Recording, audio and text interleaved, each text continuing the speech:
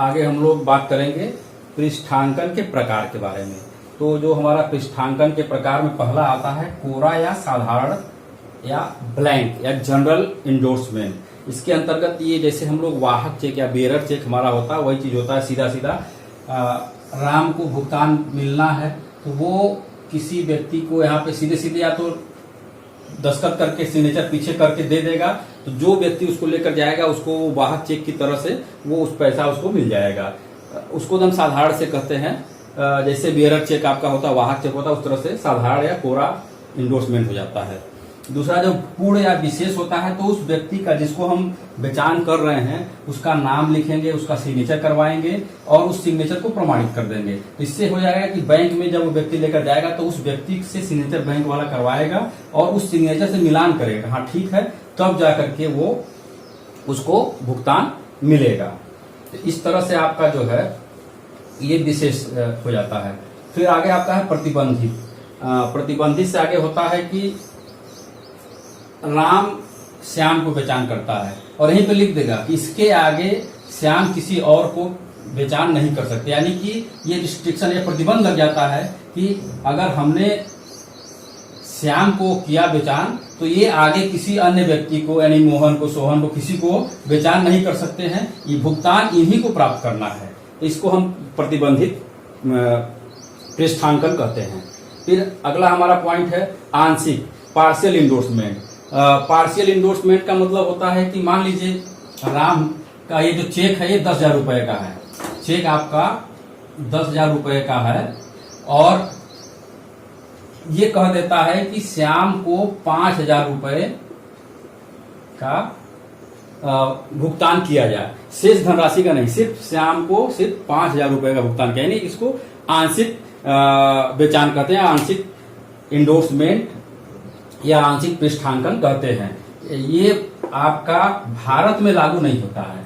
भारतीय विनिमय साध्य विलेख की धारा 15 के अंतर्गत ये बातें कही गई हैं कि भारत में आंशिक इंडोर्समेंट लागू नहीं होगा।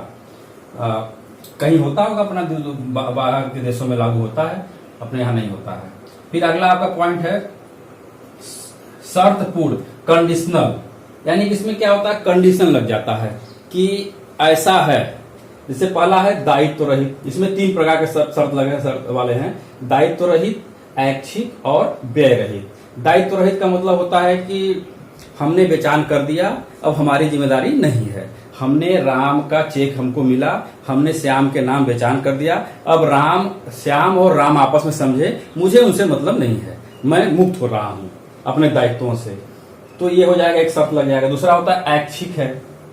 ऐच्छिक के अंतर्गत ये होता है, इसमें ये लिख देता है कि अगर राम का चेक डिसऑनर होता है, अनादरित होता है, तो उसमें मेरी जिम्मेदारी नहीं होगी, आप जिसको मैं बेचान कर देता हूं वो अपना समझेंगे। तो इस तरह की बातें होती है। फिर अगला पॉइंट जो हमारा व्यय रहित है, व्यय रहित ऐसा है कि अगर इस प्रोसेस के दरमियान कोई खर्च लगता है, यानी कि श्याम द्वारा कोई व्यय होता है, तो उसमें मेरी जो दायित्व नहीं होगी, वो आपस में अपना समझे। तो ये हमारे हो जाते हैं शर्तपूर्ण इंडोर्समेंट, दायित्व रहित, ऐच्छिक और व्यय रहित। अगला आता है संयोगिक दायित्व, यानी कोई जो बेचान होता है इसके साथ कोई कंडीशन लग जाता है, कंडीशनल, कि आप ऐसा होने पर ऐसा होगा। जैसे मान लीजिए उदाहरण के लिए राम ने श्याम के नाम पे इंडोर्समेंट किया और उसमें एक शर्त लिख दिया कि जब श्याम की आयु 21 ईयर हो जाएगी तभी ये जो है, यानी कि ये जो 21 ईयर का हो जाएगा श्याम, तभी इस चेक का भुगतान किया जाएगा। ये कोई घटना घट जाए, मतलब इस तरह से कोई कंडीशन लग जाता है, यार यह हो जाए कि इस चेक का भुगतान श्याम का तभी होगा जब ये विवाहित हो जाए, इसकी जब शादी हो जाएगी तभी चेक का भुगतान होगा। तो इस तरह की कंडीशनल आपका हो जाता है संयोगित दायित्व, यानी किसी घटना के साथ उसको जोड़ दिया जाता है। किसी व्यक्ति से मान लीजिए कि ये कम एज के व्यक्ति को हो रहा है कि उसको पैसा अगर हम दे देते हैं, कोई गार्जियन होता है लिखता है एक चेक काट के उसके नाम रख देगा कि जब ये व्यक्ति इतने साल का हो जाएगा तब इसको इस चेक पैसे का भुगतान किया जाए। तो इस तरह की चीजें हो जाती है।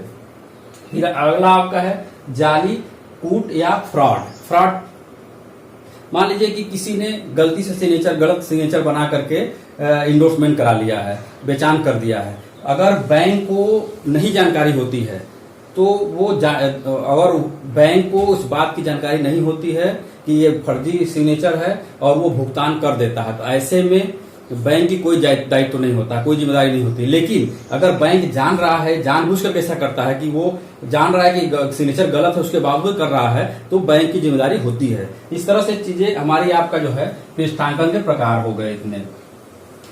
अब एक छोटा सा टॉपिक और बचता है इस पूरे चेक वाले सिस्टम में, जो हम लोग साख पत्र के अंदर पहला चेक पढ़ रहे थे। चेक के बारे में सारा बहुत डिटेल बात हो गई। अब एक छोटा सा बात है, चेक का बेचान, चेक का अनादर, डिसऑनर ऑफ ए चेक। एक चेक किन किन परिस्थितियों में डिसऑनर होता है, यानी कि तिरस्कृत हो जाता है।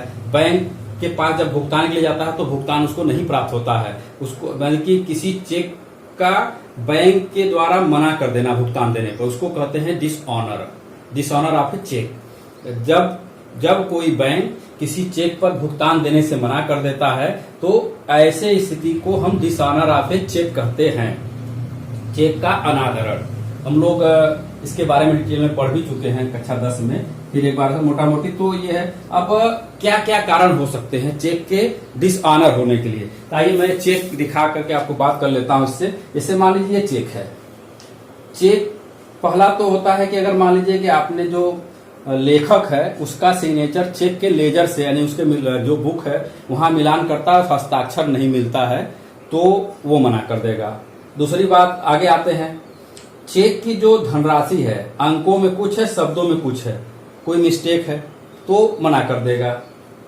ठीक, फिर आगे आता है, डेट आती है बात, डेट, दिनांक आपका गड़बड़ लिखा हुआ है, यानी कि पोस्ट डेटेड है या कुछ और डेटेड है, कहीं और पुराना चेक है। पुराना चेक मतलब इससे बताया था हमने, पुराना चेक यानी कि जो 3 महीने की आयु पूरा कर चुका हो। अगर फिर ऐसी बात हो तो मना कर दे, नहीं ये तो चेक का समय बीत चुका है, इस पर भुगतान नहीं होगा। तो आप सबको पता है कि आरबीआई के नियमानुसार कोई भी चेक 3 माह के अंतर्गत उसका भुगतान ले लेना होता है, नहीं तो उसके अन्यथा की स्थिति में दूसरा चेक जारी करना पड़ता है। तो आपका अगर पुराना चेक है तो नहीं चलेगा।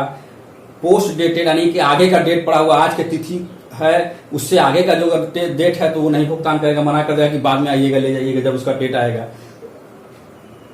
ये सारी स्थितियां हैं। और भी कुछ चीजें हैं जो साधारण, यानी अंकों शब्दों में है, या सिग्नेचर फ्रॉड हो गया, या कुछ और खाता नहीं मिल रहा है, आपका गड़बड़ खाता नंबर लिख दिया गया है, उससे मना कर देगा, या ओवर राइटिंग है, किसी तरह कटपीस है, कटिंग किया गया है तो उसको मना कर देता है। ये सब चीजें होती हैं जो चेक को डिसऑनर करता है। एक और, हाँ, एक महत्वपूर्ण बात तो छूट रही थी, यदि आपने इसमें अमाउंट 1 लाख रुपया भरा है, आपके खाते में 90,000 रुपया कहां से देगा, यानी कि अगर खाते में पर्याप्त धन नहीं है तब भी मना कर देगा। एक और कंडीशन आता है, लेखक मना कर चुका हो, बैंक को चिट्ठी लिख के कहा कि इस नंबर का, जो ये चेक नंबर आपका यहाँ पे होता है, ये चेक नंबर है, इस चेक नंबर का भुगतान रोक दिया जाए। लेखक के अनुरोध पे बैंक ऐसा कर सकता है। या कभी होता है कि कुछ ऐसे खाता धारक होते हैं जिनको सरकार द्वारा प्रतिबंधित कर दिया जाता है, ऐसे कुछ सरकार द्वारा लेटर आया हो कि नहीं इस खाते में कोई भी ट्रांजैक्शन नहीं हो, ऐसी स्थिति में चेक को रोक दिया जाता है।